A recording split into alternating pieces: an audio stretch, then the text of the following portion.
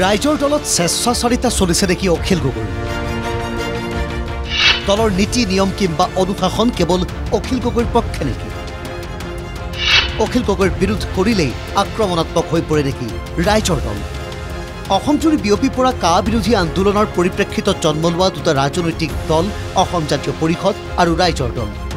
পৰৱৰ্তী সময়ত জেলত থাকি শিৱসাগৰৰ পৰা বিধায়ক হিচাপে নিৰ্বাচিত হোৱা ৰাইজৰ দলৰ সভাপতি অখিল গগৈক লৈ ৰাজ্যৰ বহু প্ৰান্তীয় জনগণৰ এতিয়াও বহু আশা বহু ভৰসা অখিলে খাটি খোৱা মানুহৰ কথা বুজে খাটি খোৱা মানুহৰকে যুঁজে এই বিশ্বাসক সাৰুগত কৰি এই বহু লোকে খোজে খোজ মিলাবলৈ আগবাঢ়ি আহিছিল অখিল গগৈৰ সৈতে ৰাইজৰ দলৰ বহুকেইখন বিজ্ঞ লোকৰ মুখে সেই কথা প্ৰমাণ কৰিছে কিন্তু বিগত কিছুদিনে যেন দলৰ ভিতৰৰে বহু লোক অসন্তুষ্ট অখিল গগৈক লৈ পিছে অসন্তুষ্টি ব্যক্ত কৰি দলৰেই নে অখিল গগৈৰে ৰোষত পৰিছে তেনে লোক ৰাইজৰ দলৰ মুখপাত্ৰ নলবাৰীৰ জ্ঞানেন চক্ৰৱৰ্তীক অপসাৰণ কৰিছে দলে সামাজিক মাধ্যমত অখিলক সমালোচনা কৰাই মূল কাৰণ নহয়নে কিছুদিন পূৰ্বে সোণাপুৰৰ ৰিজৰ্ট আতিথ্যত বুদ্ধিজীৱী ডক্টৰ হীৰেণ গোহাঁইৰ পৌৰোহিত্যত বিৰোধীক পুনৰ একত্ৰীকৰণৰ চিন্তা চৰ্চা চলিছিল সেই সময়তে সৃষ্টি হৈছিল বহু বিৰোধীৰ বহু বাদ বিবাদ তাৰ পৰিপ্ৰেক্ষিততে একোবত অখিলে কৈ পেলাইছিল বুদ্ধিজীৱী নিৰপেক্ষ নহয় সেই বাক্যবানৰ বিৰুদ্ধে নিজৰে অনুগতই সামাজিক মাধ্যমত লিখি পেলাইছিল ধাৰাপাত দলৰ মুখপাত্ৰ জ্ঞানেন চক্ৰৱৰ্তীয়ে লিখিছিল বহুকেইটা কথা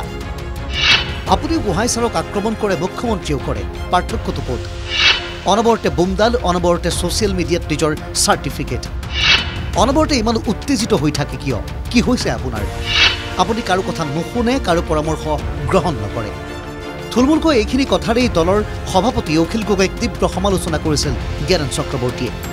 কথাখিনি ছ'চিয়েল মিডিয়াত কোৱাৰ বাবে বিচাৰিছিল মাৰ্জনাও দলৰ অনুশাসন ভংগ কৰা বুলি ভাবিলে অব্যাহতি দিবলৈকো জনাইছিল আহ্বান কিন্তু আহ্বান যেন ৰজিল ৰাইজৰ দলৰ পৰা অপসাৰণ কৰা হ'ল জ্ঞানেন চক্ৰৱৰ্তী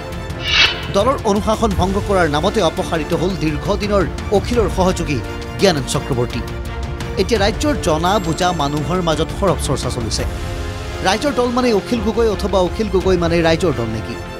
অখিল গগৈক জনমানসত ভালে ৰাখিলেই ভাল হক কথাত উচ্চাৰতনা কৰিলেই বিপদকাল নেকি ৰাইজৰ দলত এয়া অখিল গগৈৰ সঁচাকৈ স্বেচ্ছাচাৰিতা নেকি নিউজ ডেস্ক NKTV+।